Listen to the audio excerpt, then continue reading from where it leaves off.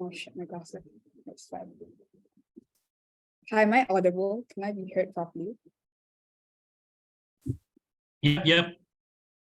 Okay, that's great. PY is verbally, please. Just pull out my timer. Okay. Starting my speech in 3, 2, 1.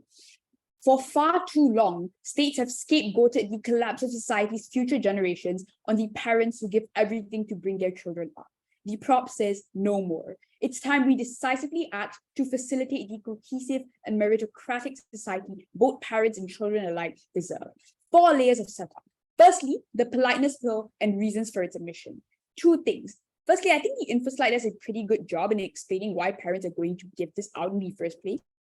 Crucially, the opposition has to defend massive ramifications of going against these social issues that looks like taking drugs or, for example, some form of social disruption that leads to a child having a criminal conviction or being suspended from school, etc. We'll go on to tell you that these have fundamental effects on their ability to lead a decent life in the future. Secondly, for this debate to function, we must concede that children have a tendency to generally be quite rebellious and actively problematic. Now, I think this is a fair comparison to draw, especially in the minorities in which we talk, in which children are generally poor and don't have much of an option, in which peer pressure can be incredibly influential, and in which children are more and more increasingly disconnected from their parents. Secondly, what does the admission of this pill look like? 3 things. Firstly, the prop draws to parallels of pre-existing like psychiatric pills, for example, that are used in status quo. That goes to say these pills will have things like reasonable lasting effects that look like a few weeks or up to a day, up to a few days. Lastly, admission occurs when children have active emotional periods or breakdowns most frequently, or when they display dangerous tendencies. For example, school suspensions or being caught doing something illegal, I don't know, like vaping at the age of 16 or like taking drugs or whatever. Thirdly, parents are still able and still actively talk to their child about what they did and why it was wrong in our world. And we say children are far more likely to listen and be open-minded because the pill makes them more calm and more open-minded. In that sense, they're less likely to be emotional and just like default to the tendency to be rebellious. I think that is incredibly beneficial and important. We say it is likely that parents do this because they still care greatly about their kids. And I think it's fundamental that any rational human being would explain to someone else why they are wrong. But fourthly and lastly, the same funding we all would use for things like child welfare here to solve youth problems will largely be diverted into subsidies to ensure accessibility of these pills to everyone in the very first place. This is very important because it is fair to say in status quo, your child welfare programs don't really work. It is fair to say that you have incredibly high levels of dropout or many young convicts. That is incredibly sad. We're going to solve the problem at its root from within. On to the framing then as to why we already win so clearly. This debate most often occurs in lower socio-economic environments where children are most likely to challenge social orders and are most greatly punished for this. We are the only house that actually provides solvency to the poverty cycle. This is debate winning. Before I move on into my 2 arguments, Divvesh, I'll take you up on that point. The pill itself only has a temporary effect. Then why is it so that when a parent talks to a child while that child is sedated, that memory is likely going to last in the future and it's going to hold on with them? Sure, I think it is an assertion that you're like just going to forget it, but I think it is fair to say this is an incredibly impactful moment in that child's life. Like you're being caught doing something you weren't meant to be. You likely take this pill and your parent like has a serious conversation with you. I think it's fair to say we all remember these serious conversations we've had with our parents, but also I think it is also fair to say that when an individual understands what they did is wrong and that it has incredible ramifications, they're unlikely to do it again. Like it's unrealistic to say I vaped again because I forgot. I know it is wrong, and that sticks with me because the impact of doing it again has huge ramifications to my life. Like, I could easily get suspended or get in legal trouble as a minor. 2 arguments then, firstly on the principle, secondly on the practical. On the principle as to how the liberties of parents over their children are fundamental to their well-being and future of these kids. 3 layers. Firstly, on the parallel as to how parents are already given liberties in status quo, we say the op curtails and contradicts this. 2 things. Firstly, like they're already given the status of their legal guardian, they have the liberty to educate their child how they see fit and make like fundamental decisions on their part, like medical decisions, for example. Secondly, the prop needs to defend curbing this principle and succumbing to inconsistency on this level. That goes to say, you literally contradict the fact that you give parents the liberty to decide many things for their child and act in their well-being. I think that has huge ramifications in the relationship and the incentive parents feel to actively care for their child based on the liberties they are given by the state. But secondly, I think we prove quite well here in of itself that parents are going to be incredibly good guardians because they have active incentives to do so, and the state has already given them that power in the past, and I think it's worked quite well. Secondly, on actor incentives, as to how parents are the best actor to decide what's best for their kids versus the comparative. First layer here, I think parents are far more rational and mature, and crucially, are a third-party actor who care for their kids. So a lot of the things your kids go through, you've already gone through. You've gone through the peer pressure and the tendency to want to smoke or to do drugs. You've gone through painful breakups that make you lash out. You as a parent are able to understand this far, far better. And being a mature individual, just based on the fact you're older and have gone through far more social experience, makes you a far better actor in deciding what is best for your kid. Pair this with two things when you win. Firstly, that you are a third-party actor. That goes to say you can see actively what's happening to your child from an external point of view. It's far easier to observe someone doing something bad to themselves when you are not that person. But thirdly, then, you actively love your child. Like, I think for this debate to function on both levels, it's fair to say that you care and love for your child, and you do to a large extent want what is best for them. That goes to say, pair that with love, you likely act in a far better manner, act decisively in the best interest of your child. You likely deal with issues you may not feel comfortable talking about, but you deal with them anyway because you love your child and you want to see what is best for them. The comparative then is putting your child in place. I think this is highly, highly problematic. Not just is it like an internal point of view, but I think your child is also likely to give into it like a lot of things like peer pressure, especially when they don't have that active advice and guidance. I'm not going to go into a lot here because youth problems are a thing, and I think we all know why. Like, children just lack maturity and are easily influenced. Parents don't suffer from that same issue on that comparative scale. But impacting and burden pushing this, I think this is fundamental because the most important layer in this debate is actually ensuring what is best for your kids. And we're able to ensure like an incentive of parents who want that, and active like reasons as to why they're going to be able to assure that, plus social parallels as to why that happens in the first place. We win on the first metric so clearly. Secondly, on the practical, on the empowerment of minorities that comes from within. 3 layers. Firstly, the poverty cycle and how children are driven to it. This debate largely takes place in poorer socioeconomic parts of the world, which represent a massive part of society everywhere. I think it is fair to say that children in these parts often carry a lot of rage. Not just that, for example, you come from a family with familiar problems, but also because you are poor, also because you're a bully, also because you feel like the state doesn't care for you. You often turn to crime because you have to. You often join gangs through protection. This is all incredibly harmful. Here's how we solve this. The politeness pill gives children a chance.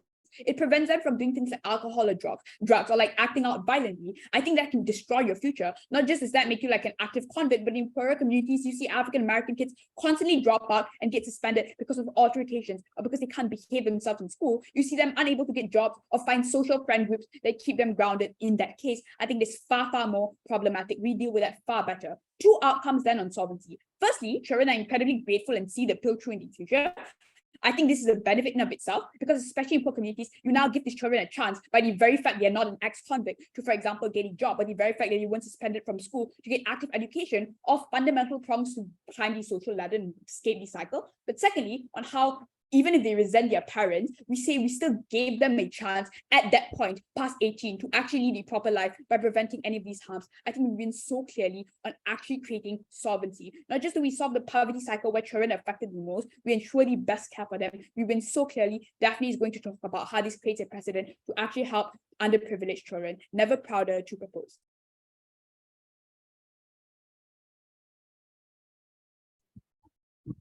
All right, I thank the speaker for that speech, and I invite the leader of opposition. Hi, am I audible and visible? Yep, you are. All right, I'll start my speech in 3, 2, 1.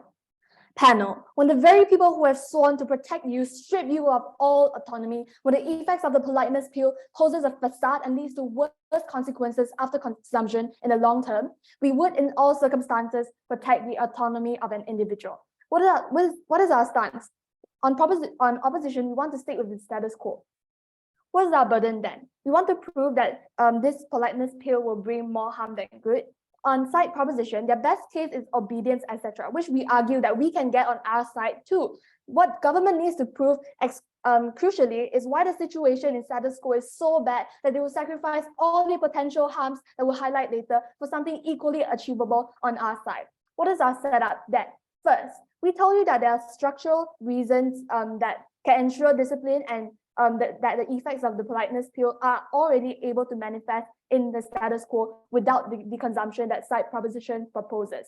So we are fine with law abidance, etc. But I think that these things will happen in both sides of the house, as they are generally things that people abide by for a few structural reasons. First, law is present in the status quo. You have punishments and courts for people who breach the law. And this is enough of an incentive for people to abide by the law. Second, schools enforce discipline. For example, test scores and a competitive environment, etc. I'll take that later. So we get it on our side too. But even at their best, we say that children aren't exposed to too many negative narratives in the status quo. Because first, their social circles are relatively more innocent, especially for children up to the age of 15. And in the worst case scenario, we said that the worst case is not as bad as they characterize it to be due to reasons I'll substantiate later.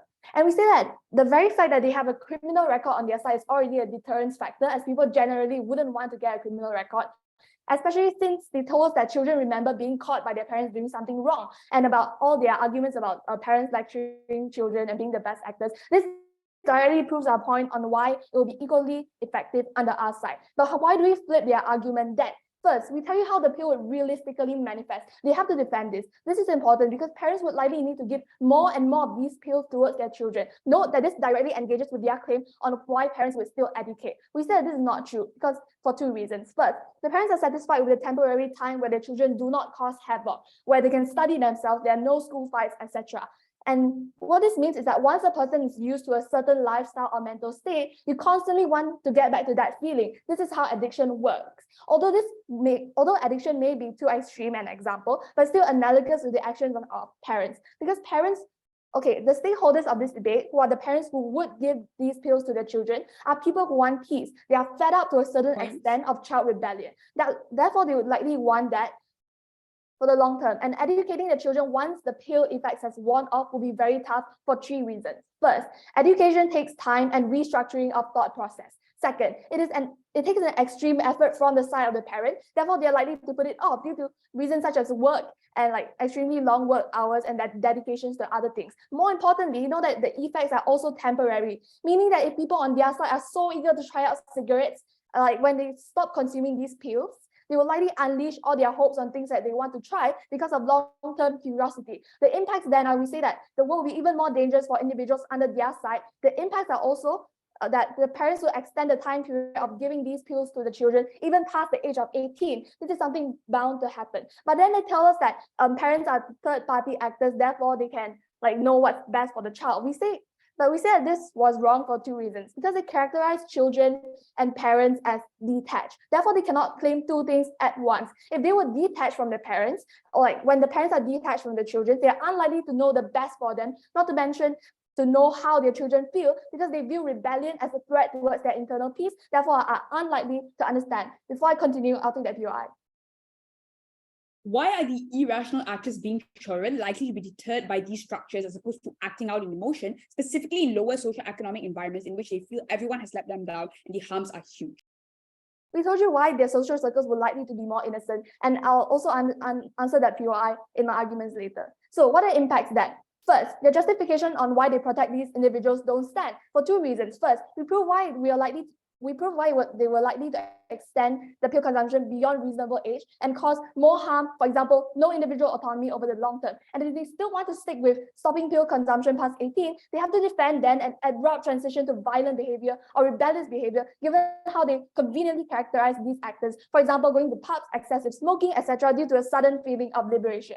Moving on to my argument then on the principle about consent and autonomy. First, know the importance of choice for individuals. In the status quo, like several layers of framing first. In the status quo, majority of people support democracy and like autonomy. That's why we have seen the development of the democracy and human rights, etc. Following the government narrative erodes all current progress as it denies individuals the most basic necessity and right, aka the control over their bodily autonomy and action, just because they are under the age of 18. They have to justify why this is okay, and this is something they have not done from first. So on the second layer, why is autonomy important for children specifically?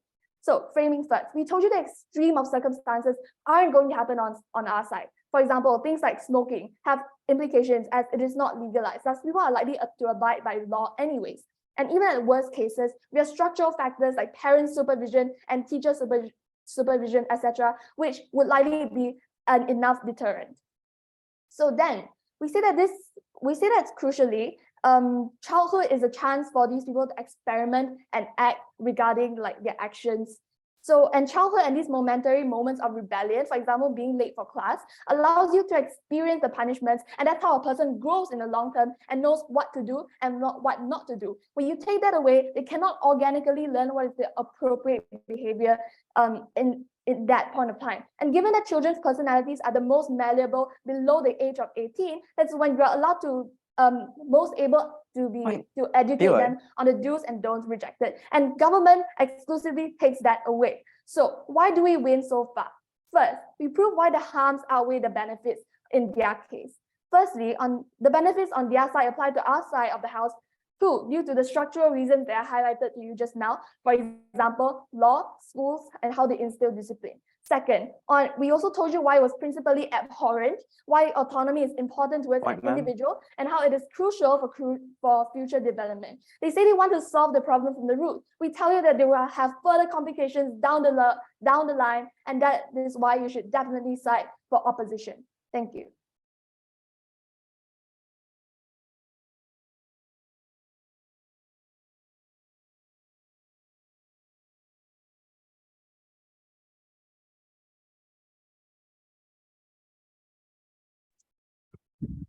All right, I thank the speaker for that speech, and I invite the Deputy Prime Minister. Okay, so the leader of the opposition stated just now that obedience can be achieved without this bill. I would like to say that parents are busy with their work and they cannot be monitoring their children 24/7.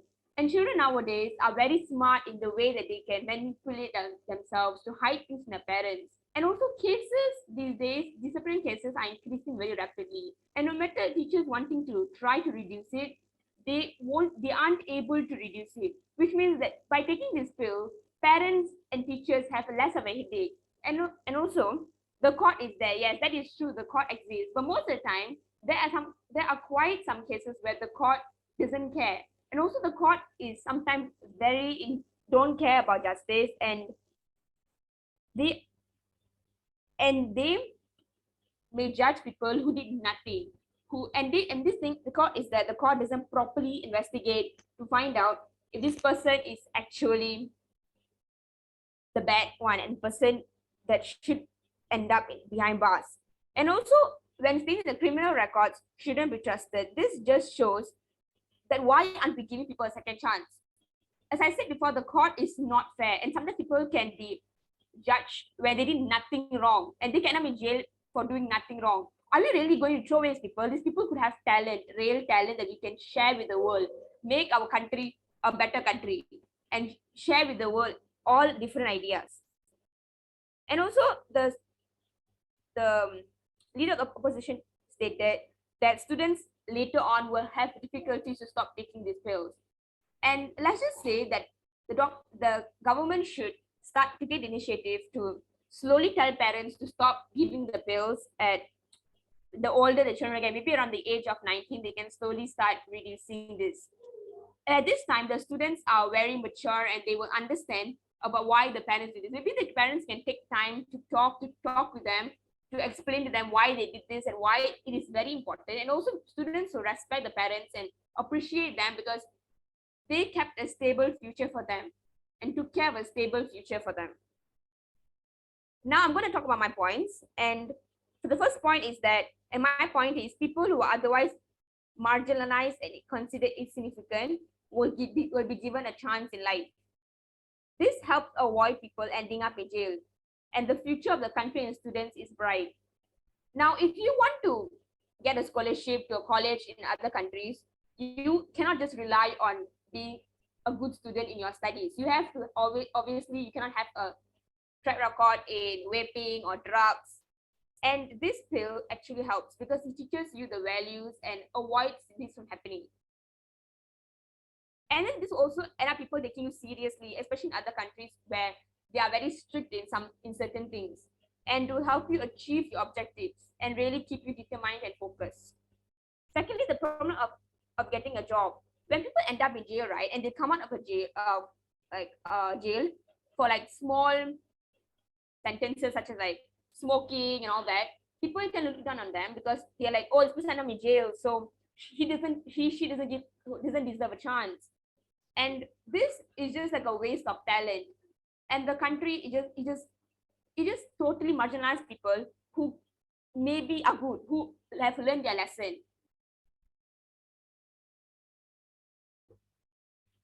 And these people sometimes may be wrongly blamed and they never get a chance at redemption themselves. And also because this will increase the poverty rate. They will never get a job, so how are they supposed to live? And this will not cast a good image on the country itself.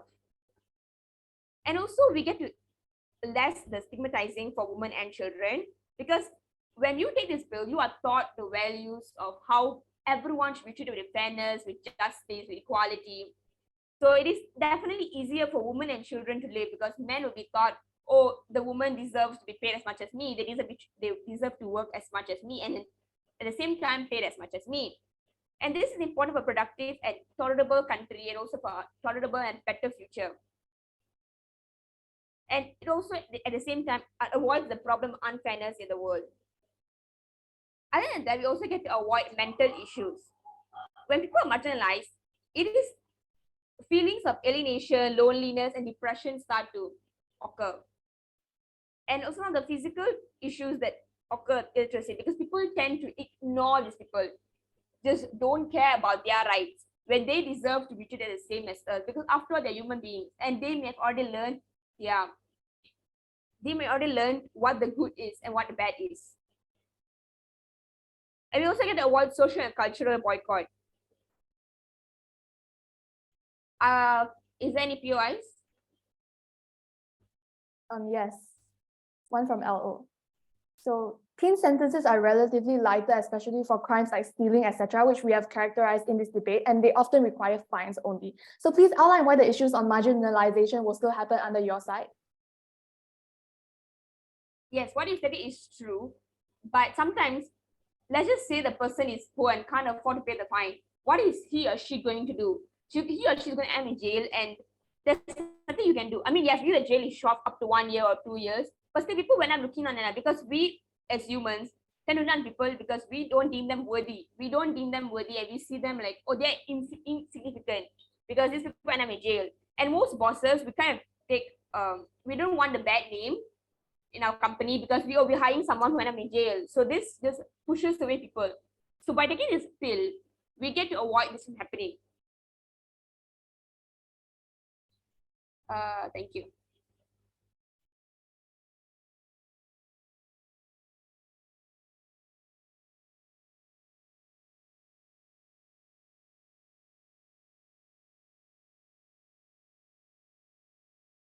All right, I think the speaker for the speech now invite the Deputy Leader of OP.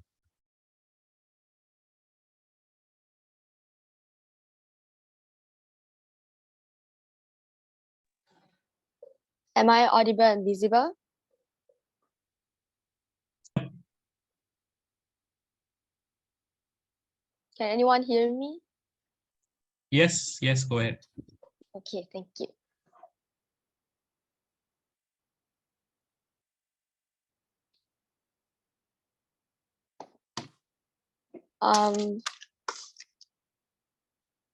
I'll be starting my speech in 3, 2, 1.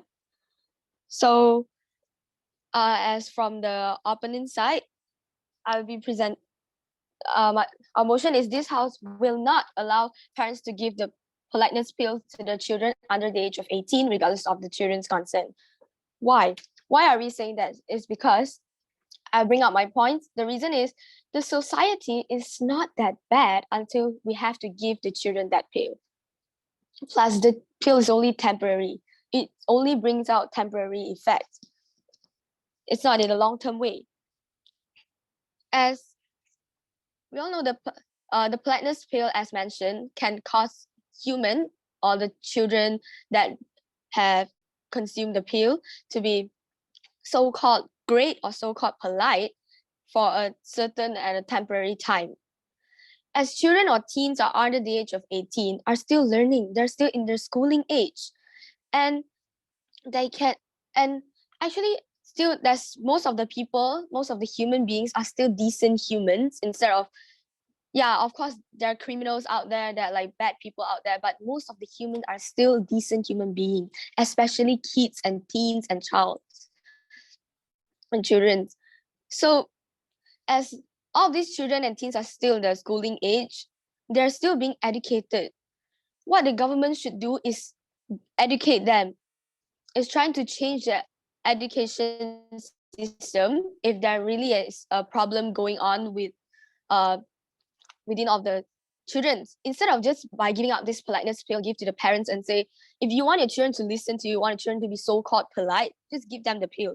This is not what we wanted, and this is not how a parent should be.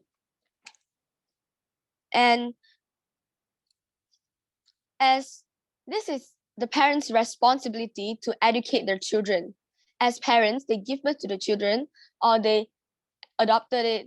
They being taking care of this child. They are having the responsibility to take care of this children, of this child.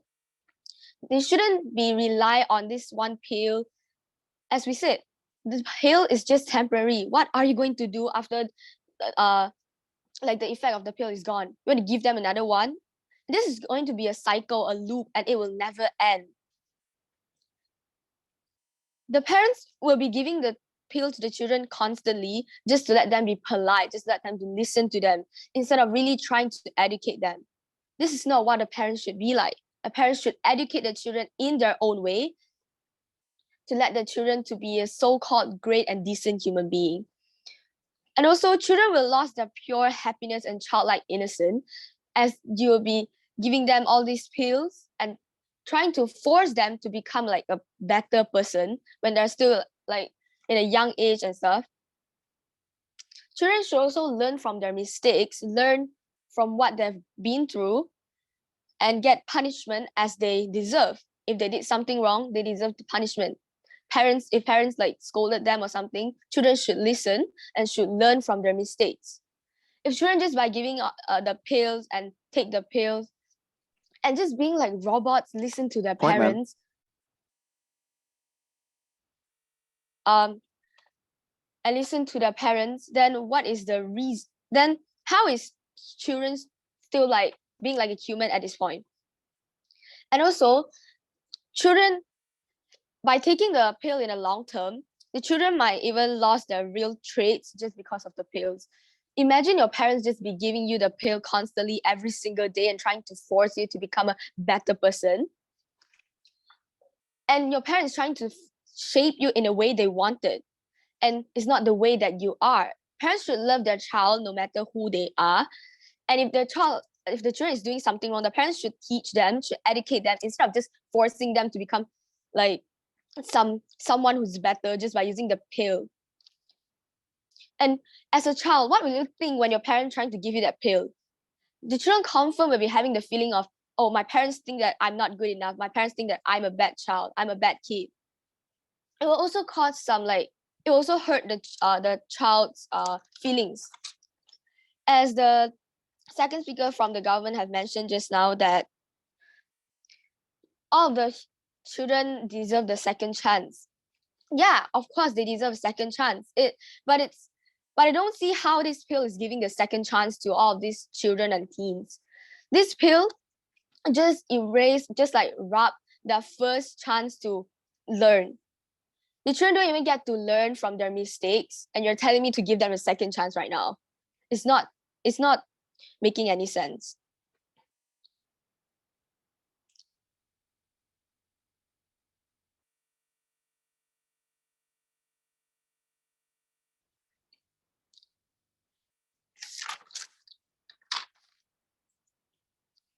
So back to my point, as parents, as the ones that should be spending the most time and should be paying the most effort, should be giving the most energy to the children, that is the parents' responsibility to educate the children, to teach them, to lead them to be a better person, instead of just pushing them by the pill.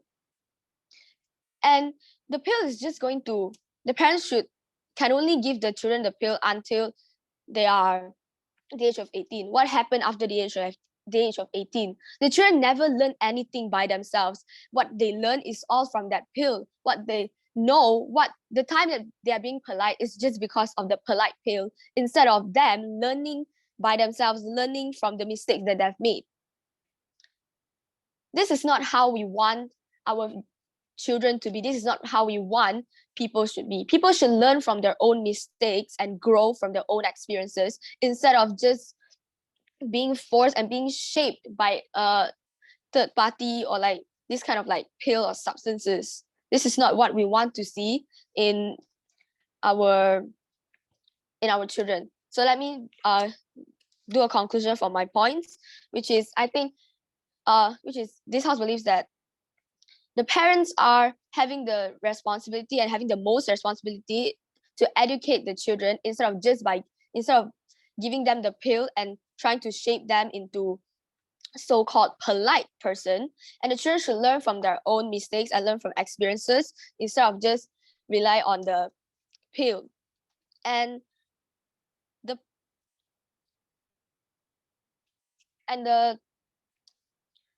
pill will only give temporary effects, which don't really help the children to learn from their mistakes, as they're only being polite when they're having the pill.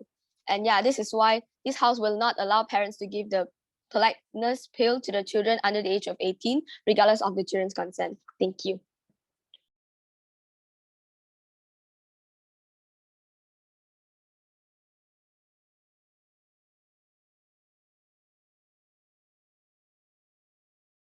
Hello. Right.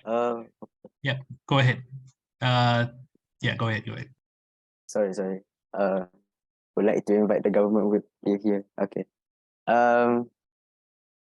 Starting my speech in 3, 2, 1. It's sad to see the lack of communication during prep of opposition side. Second thing we want to note here is, ladies and gentlemen, it's really common in debates like this that it's always the short versus long-term kind of principle, the autonomy kind of principle. And we saw it coming for opposition to come up here and bring up the idea of law-abiding is not exclusive, as well as the whole autonomy case under their side, which we already proved to you 3 things. Number 1, that these things that like opposition or the alternatives that opposition kind of brings up in this debate are things that contradict themselves during their own argument. From the first speaker themselves, they said that they wanted the autonomy of the children, they wanted the autonomy of individuals. However, in that same speech, they said that law-abiding will still exist, ladies and gentlemen. They said that we still want to live in a world where people are still going to abide by the rules of law. We tell you that under that paradigm, we don't understand what opposition's principles are when they wanted to say that they wanted autonomy of individuals, but at the same time, we still have rules that we need to follow. If you wanted to go with the principle of individuals need to have a rule or need to have laws that they should follow, ladies and gentlemen, therefore, you should just opt into the principle of our case, ladies and gentlemen, where it prevents these individuals from opting into a life of crime, from opting into crime as a child in the first place, right? Second thing we want to know in this debate as well is the idea of victims of circumstances that I feel as though opposition side has not really brought up in this debate. The first thing that we need to note here is that when they said that children are more likely to be rational when they wanted to communicate with their parents, ladies and gentlemen, we tell you that it's hard for me to find the relation between people who do commit like a crime because of the fact that they were born under a lower socioeconomic class with being rational in determining how situations are going to work. We feel as though in our world, ladies and gentlemen, when parents do opt into giving the children the pill, we'll tell you later in my issues why is it that's going to be able to protect these minorities, as already mentioned by my previous speakers, but also as well, ladies and gentlemen, we ensure that these the benefits that we feel as though side of opposition wants to achieve at the end of the day as well is also achieved here. Third thing we want to know in this debate, ladies and gentlemen, is the whole idea of communication and the whole talking thing on opposition side, right? Even if we take them at their best and say that there's going to be communication between the parents and the children, we feel as though that thing, like the idea of communication in and of itself is not exclusive, ladies and gentlemen. Reason being is because now is because you can still give the children a pill and have a communication about why what they're doing is wrong, ladies and gentlemen. And even if we wanted to say that like that is not exclusive, we're going to bring it further. We'll tell you that the communication in and of itself is better under our side.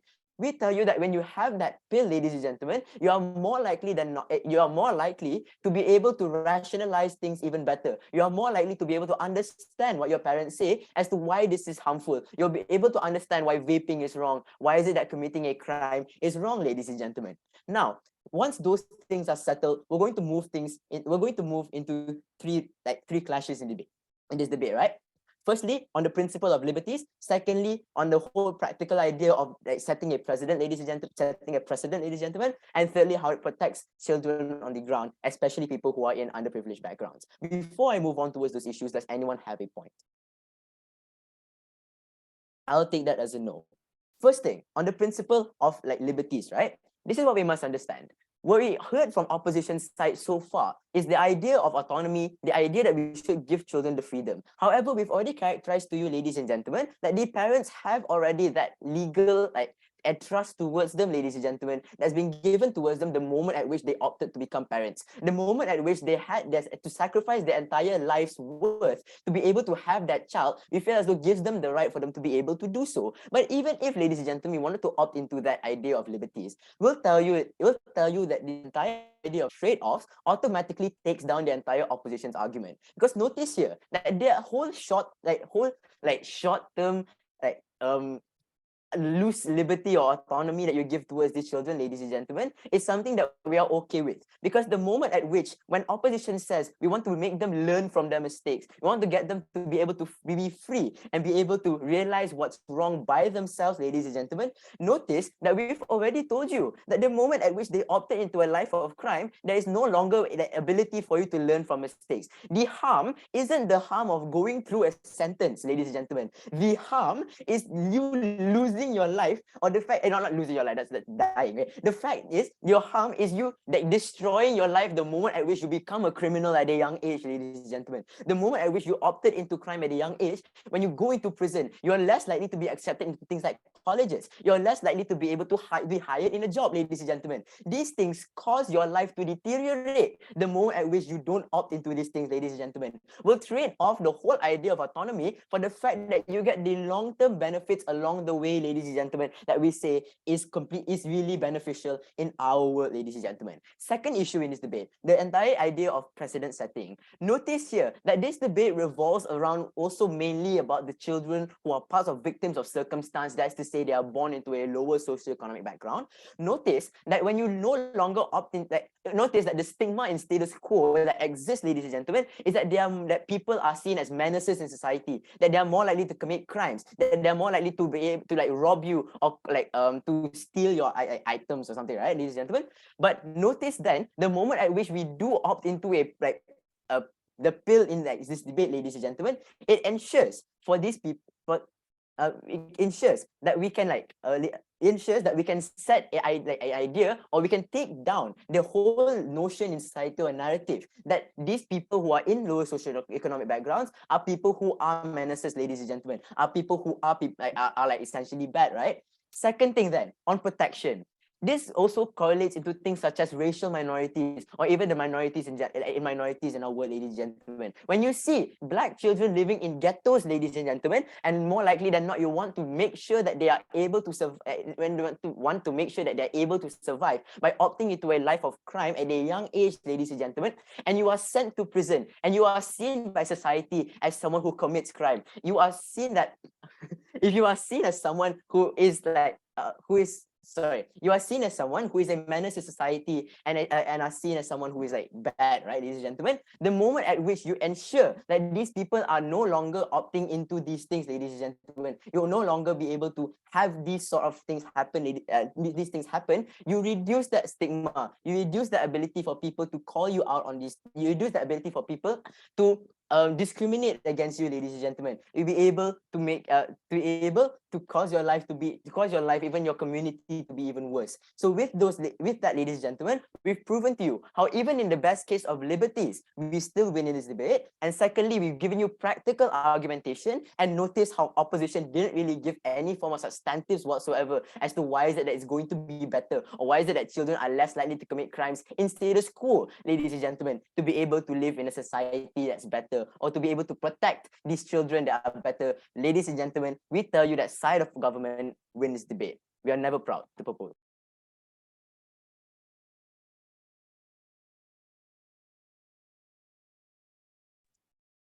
All right. Thank you for that speech. And now I invite the operator. I'm not audible. Yep. POS verbally pronounce I hear you. Starting my speech in 3, 2, 1. Proposition's model of state subsidizing sedative drugs that you non-consensually force-feed your child is nothing more of a dystopian nightmare, where our children walk around high and all polite. Opposition thinks that making your children pop a pill is nothing more than a blanket solution to the deeper problem. We think we have more sustainable alternatives on top. I'm going to engage with the two major premises that came from Gov here. Firstly, they talked about giving this pill towards people in minority communities who are going to be more vulnerable towards things like violent communities or things like gang communities. I think notice how proposition here very, very conveniently narrows down this debate. But even if what they say is true here, I think that's the worst way you can going to be able to do it. As a parent, there are obviously other ways to keep your child out of obvious danger and harm, as the vast majority of them are going to have some basic incentive here to want to prevent their children's exposure towards violent gangs. So I'm not sure here if Gov is trying to be racist by saying that people in minority communities don't know how to keep their kids safe, but maybe that's what they're trying to go for. But fine, even if they were to be exposed, note how there were still other means of recovery here without having to use a drug. This is probably going to look like things like federal or state systems for criminal rehabilitation, or even social welfare programs that help those whom are going to be entrapped within gangs. But here's where the Gov assertion topples their case, because I'm uninclined to believe that this debate is all about people whom are going to be living in minority communities, or people who are going to have to be taking this drug to keep themselves within well behavior. Because note how there are still going to be obvious instances here of parents being over strict, or even things like tiger parenting, where they set up hyper unrealistic expectations upon their child, and you're probably going to be forced to take this pill as a child, which is something I'm going to expand on later on. But secondly, upon the breach of consent, which is something I want to expand on here. I want you to take note here that there was nowhere in the Gov case that you hear an accurate response or justification to their obvious breach of consent. At its very best, you heard them trade it off and say that, aha, we are fine with trading it off in the short term. Here's why this damages the Gov case completely. I think it's important to note here that whenever we breach consent, even via our legal system, on a principle level itself, there needs to be an overwhelming harm or a justification to breach consent. So what does this look like? It looks like having to detain criminals, or having to keep them in custody, stripping away their freedom of movement for the safety of others. Or when a person is outright spewing hate speech on social media, we strip away their right to freedom of speech by banning them. We think there's a tantamount justification to this. But on government side, they lack this completely. Because even if you take government's hyper narrow case at its very best, so even things like alcohol consumption, even those kinds of things don't warrant breaching consent. I think when you want to then I want you to note how government's lack of justification here takes them down. Because right from the start, they operated upon the assertion that this was a justified thing principally. Because at the end of the day, they achieved some form of pragmatic benefit. But fine, we're going to be more charitable towards them here. We're going to engage on a direct comparative with their Gov case. First argument on why you destroy the process of behavioral development completely on Gov. First layer of analysis here on how do we develop behaviors and learn right now.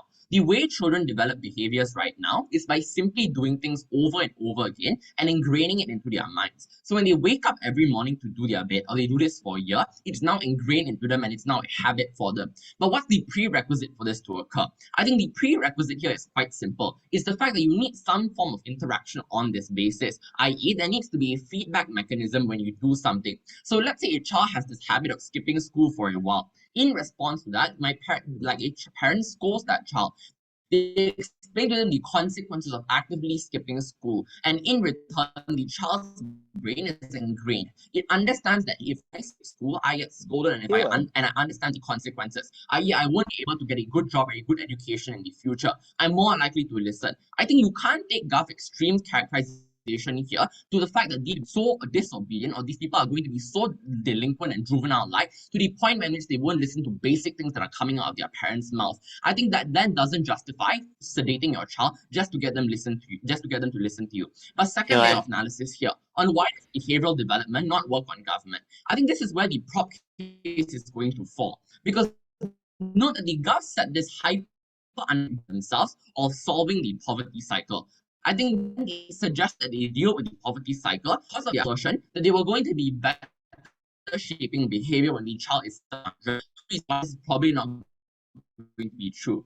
Firstly, because children do get positive treatment for things like good habits. Right now in status quo, get rewarded for their good behavior. So let's say they come to school with perfect attendance. That's where kids receive rewards. They get positive reinforcement from their teachers and their peers. This ingrains into their mind that if I do something good, I'm going to get positive reinforcement. Therefore, there's an incentive in the future for them to want to conform to this. So it's an obvious demand-supply concept here. This can't happen on Gov because literally every single child is sedated on your work. So there is simply no need for teachers or schools or even parents to praise or reinforce the behavior of these good kids. Secondly, the fact that you don't face consequences for bad habits. I think at its very best, the consequences on Gov evolve into things like sedating your child or force feeding them drugs. The reason as to why you don't face actual legitimate consequences is because of the fact that parents see giving their kids a drug as a simple opt-out mechanism. Because if they give them a drug, they calm them down, they make them a little bit more obedient and polite. This isn't a consequence because once again, you don't ingrain the actual harm into them. You don't ingrain what actually going to happen in the long term if you potentially skip school or you're a delinquent or you take drugs or you take alcohol. I think then Gov then opts out of the very basic form of consequences and feedback mechanism that we have right now, which helps shape up children. I'll take the POI. Why was any of this exclusive? We already mentioned carrying it out in our setup. The accusation was that it wasn't enough. Why then do you assure the outcome of a child not committing a crime? Because our comparative does, it is fair to say that is your burden. The reason as to why we ensure that children don't commit crimes on our side is simply because of the fact that we control this and we maintain this in the long term. Gov needed to come towards the concession here that your pill was going to be a temporary thing. I'm going to expand on this right now. What is the long-term harm here on Gov? I think Gov here needed to be strategic and come to the concession that the effects of their pill were obviously going to be temporary. They needed to engage with OP strategically, but their failure to do so is going to take them down. Because OP has obvious analysis here that the pill doesn't take away the want or the intent to do it. It simply removes the capacity to do the action. Gov asserted here that you now take away the intent to do this thing. This means that the present intent that you had to join a gang or do drugs hasn't been quashed because your parent never actually dealt with it. They just made you pop a pill. The consequence in the future as an adult is that adults are probably going to want to stop taking this pill because once they turn 18, they might still have trauma that their parents have caused from them by constantly sedating them with drugs. Your child is literally going to stop taking the pill eventually. Then the long-term harm for adults itself here is they don't have proper behavioral development. What this is going to lead to is things like ostracizing within your communities, right? Because people don't want to be seen around you. People don't want to enter your social circles. One, because you simply haven't developed proper behavior. You don't understand things like emotions because you've been sedated for half your life.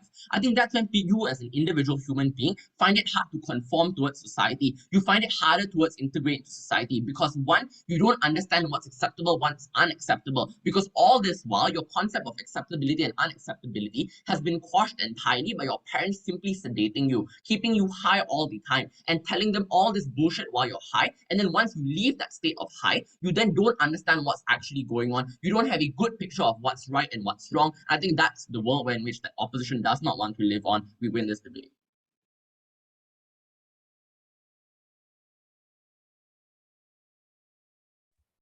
All right, thanks everyone for the debate. Just give me like 5 minutes. I'll be back.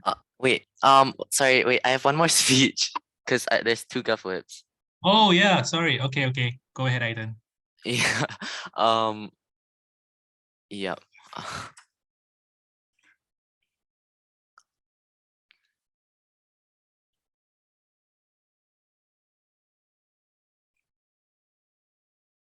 Yeah, one sec.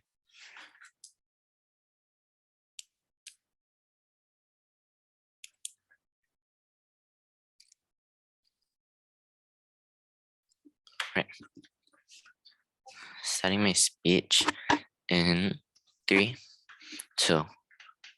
Panel, government side seeks a world where we provide the opportunity for children to escape societal vices, where we facilitate better societal etiquette on the whole. Opposition does not do this whatsoever. But firstly, quickly, what exactly does opposition world necessarily have to look like, right? We've already highlighted from Prime Minister that opposition side has to defend a world in which things like substance abuse occur, in which things where like alcohol abuse occur at a young age, right? We tell you that opposition failed to do so, right? We tell you that the alternative had to be a world where, for example, it's not necessarily status quo, right? We tell you that their world had to assume that there is some level of politeness pill that exists and that these children have the autonomy, right? We tell you that 2 things here. Firstly, the parents have an obligation to take care of their children, but if they choose not to, but if opposition side chooses not to allow these parents to do so, they fail in their burden to take care of their children. But secondly, we tell you that it's going to be likely symmetrical because these children are not necessarily going to take the pills out of their own autonomy anyways, right? But instead, what has opposition side told us, right? Opposition side has instead told us that their counterfactual is simply going to be status quo, right? We think this is entirely not what their alternative should have been, but let's engage with it anyways. Right? We tell you that their alternative crumbles insofar as they choose to protect an abhorrent status quo, right? Because 4 things here. Firstly, note that what we seek to solve is behavior that can be detrimental in the future, right? What does this necessarily mean? This means things like criminal records, right? Let's say you go to juvenile for substance abuse. We don't want this to affect you in the future insofar as you no longer have a life because of something you did at the age of 13, right? But secondly, we tell you that what necessarily happens when you what necessarily causes these things to happen, right? We tell you these are things like emotional outbreaks or immaturity, right? We tell you that we can curb these on our world insofar as you don't create a regretful decision that you will regret for the rest of your life. We have this on government side. Opposition side does not have this whatsoever. But next, right, on the romanticization on opposition side surrounding the purity in children, right? We don't necessarily think this is very charitable, right? Because we tell you that these children are necessarily going to be thrill seeking, right? But let's take them at their best case and say, okay, sure, these children are completely pure, right? We tell you that there are things like peer pressure that these children can succumb to. We tell you these are things that don't necessarily guarantee the fact that these children are going to be pure their whole life, right? We don't think the opposition side was charitable on this, and we think that they have to concede the fact that there will be impurity within these children. But then now moving on to clarification, right? Well, concerning the setup about education, right? We tell you that most of our analysis on how you actually are able to educate these children while they're under the pill is completely ignored by opposition, right? We tell you that most of opposition cases mitigated just based on this setup alone, right? But more than this, we tell you that it's uncharitable on opposition side insofar as they simply assume that these children suddenly become robotic, right? We don't necessarily tell you that they're going to suddenly become robots and act polite, right? We tell you that there are going to be some level of consciousness that still exists, right? We tell you that there is going to be mechanism leading towards the idea of being able to be rehabilitated, right? We think that opposition side was completely uncharitable on this side. We take this, we completely crush this, right? But then in terms of impactualization, right? What does government provide you? 2 things. Firstly, how we're able to minimize the poverty cycle that we've basically been talking about all 4 speeches.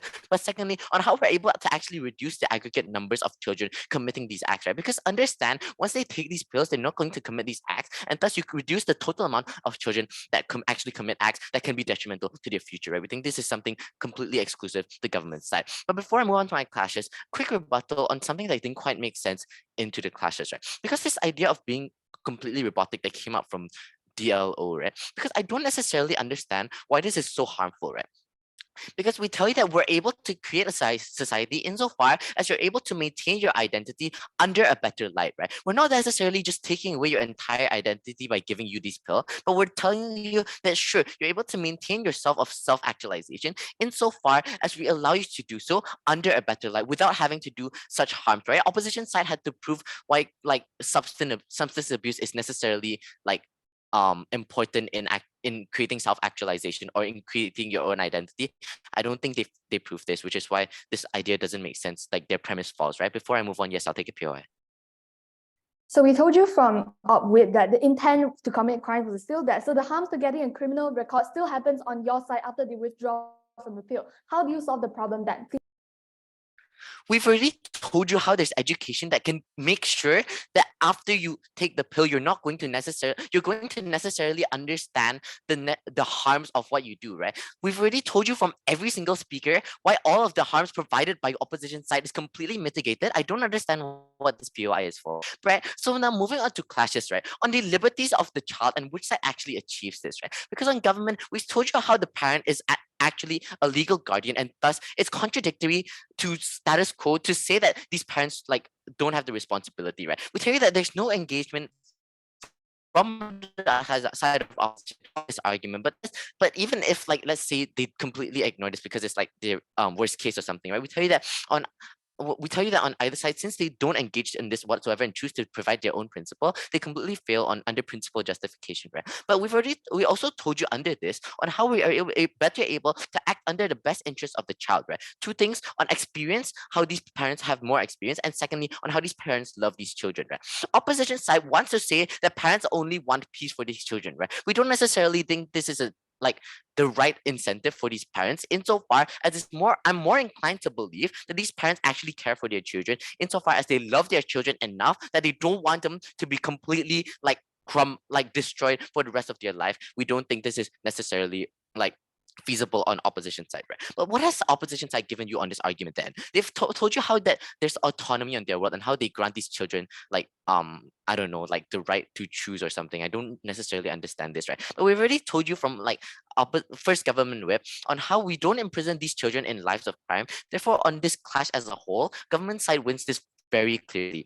But secondly, on the clash of setting a precedence, right? What has government told you? We've told you how that we have lower socioeconomic, that this happens to lower socioeconomic classes, and how we're able to reduce the poverty cycle, which has little to no engagement from opposition side, right? The only real thing that came out was from opposition whip on how we didn't provide enough analysis on it. But we've already given you sufficient analysis from Prime Minister surrounding how we're able to reduce the poverty cycle. So I don't necessarily how this is crumbled by opposition side. This thing still stands. But secondly, we tell you that we're able to better remove active marginalization in these societies insofar as you remove these the necessary actions that these people do that cause them to be marginalized, right? We tell you that such things do not exist on government side. But lastly, on how we've provided you that these children get an opportunity for change, right? This kind of links into your POI, I guess, but because we tell you that they're no longer encumbered by an action done as a teenager, right? Because we tell you that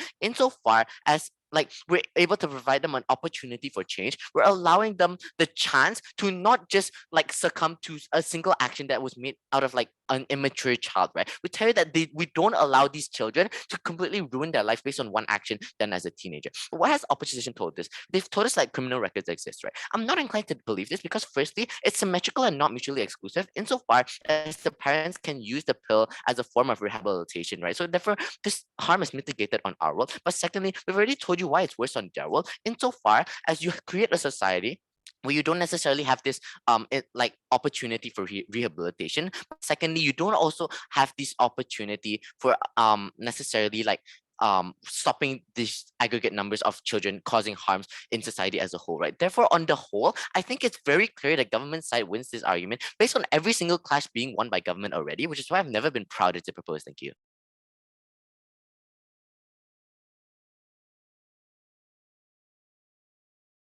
All right, thanks everyone.